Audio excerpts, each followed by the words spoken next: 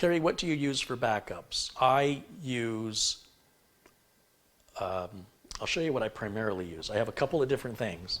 Depends what I'm backing up. So on my NAS, I don't put anything important on my NAS because I don't back up my NAS. It's just a RAID 1.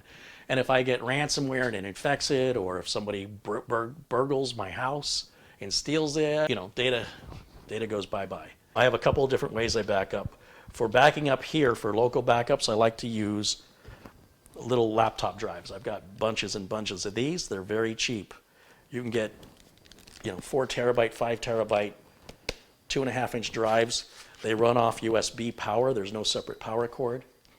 I've had these for years. It's very rare I ever see one go bad, and I don't leave them plugged in.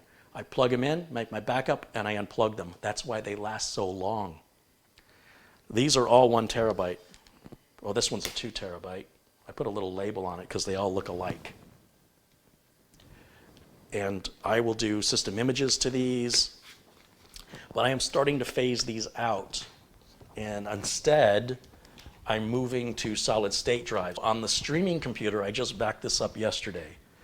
And the reason I'm using solid state is they're very fast. So I'm backing up a ton of data, and this thing gets super, super hot.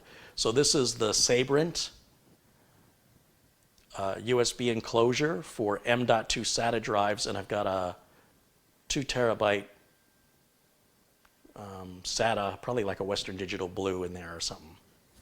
And then I've got one of these. This is a Samsung T5, and these are a little spendy, so we only have one.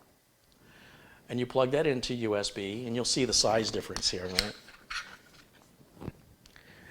And that, this is what I back up my desktop on. This is what I back up the streamer on. And these are just kept in the house. Now, I also have an Acronis cloud account, and then I will back up to the cloud on my desktop and the streamer. So if anything happens at the house, I have a secure, in the cloud, encrypted backup that I can fall back on. It'll just take me longer to restore. And then, of course, I've got my little USB flash drive. So anything that's, like let's say my OBS configuration, that's about 13 megs to download that. I can put that on a flash drive. I'll put it over onto the NAS so it's universally available to me around my network. If I want to, in a spur of the moment, use a different computer to stream, I don't have to reconfigure OBS all over again.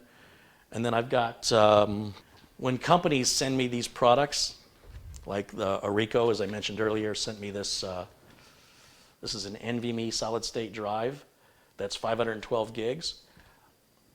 I will use this for some kind of backup somewhere. These are, again, a little spendy. They're very, very fast. And if I'm going to move 500 gigs, this is what I want to move it to, because it'll go 5 times faster than those hard drives.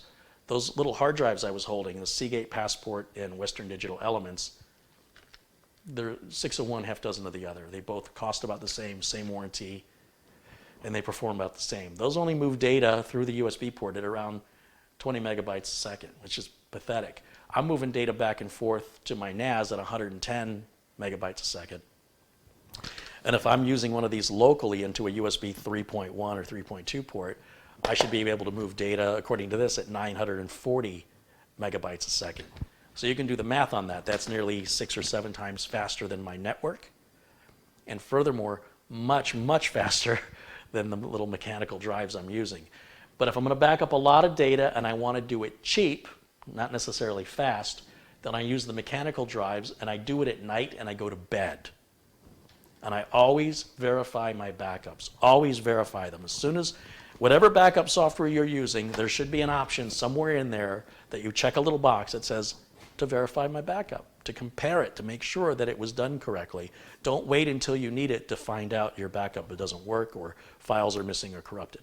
You don't want to have a fire exit out of your house to a window that doesn't open. You need to check it. Will this window open if I have to get out of it? How does it open? You should know that before you need to know that.